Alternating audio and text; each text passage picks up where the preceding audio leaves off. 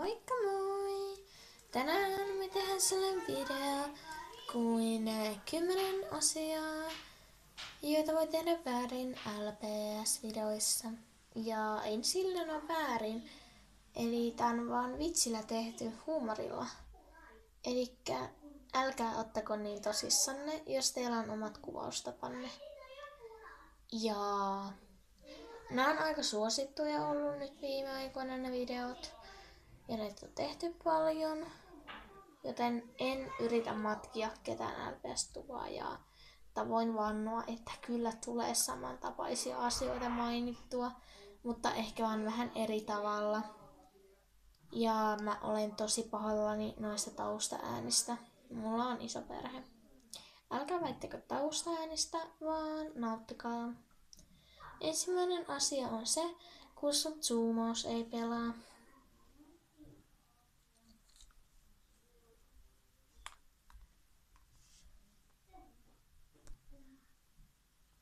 Moikka moi!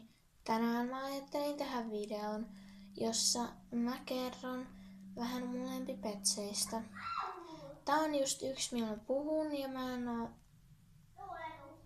Okei, joo. Tää zoomaus ei pelaa, oottakaa.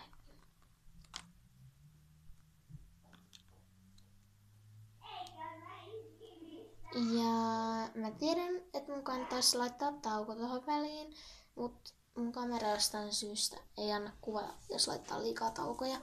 Mutta tästä lähteen kyllä laitan. Ja toinen asia on se, kun sä kuvat liian läheltä. Moikka!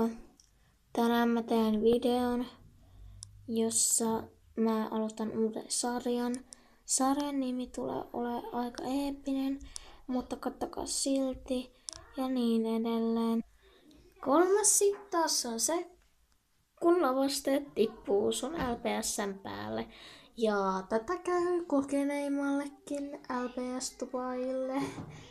On nähnyt muun muassa videoita, joissa ihan Suomen suosituimmatkin LPS-tupaajat niin vähän mokaa.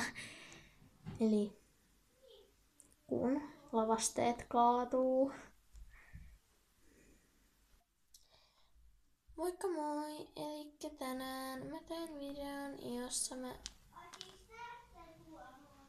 Okei, ton kyllä näkee, että toi oli tahallinen, mutta toivottavasti se kelpaa. Ja kumi. Eiks mä keksin jotain parempaa kumi?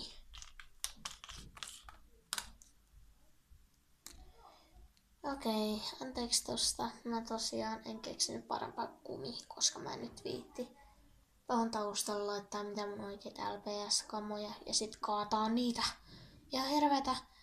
Ja sitten, onko 4. asia? Joo, on 4. asia, kun sä kuvat liian kaukaa. Ottakaa hetki. Moikka moi! Täällä LPS Kitty Cat ja mä... 5. asia on se, kun sä kuvaat pimeässä. Au. Niin silloin näkyy näitä pilkkuja.